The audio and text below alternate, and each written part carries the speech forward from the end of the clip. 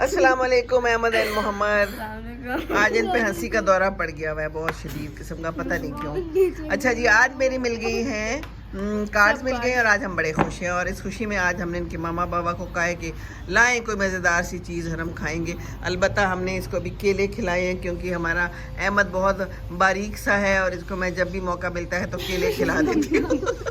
क्यों बारीक पेंसिल आई है? पेंसिल बारीक होती है, बस ये पेंसिल जैसा ही है बिल्कुल ना।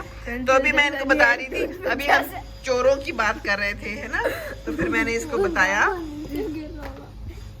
क्या बताया मैंने इनको, एक स्टोरी बताई। मैं वो स्टोरी आप लोगों के साथ भी शेयर करने लगी हूँ, ठीक है ना। वो बात ये है कि एक बच्चा था बहुत अच्छा सा, वो जा रहा था काफले के साथ किसी दूसरे शहर में पढ़ाई करने के लिए। अब्दुल कादिर जिलानी। अच्छा जी, इन्होंने पढ़ी हुई है ये कहानी और ये बता रहे हैं कि हमें मालूम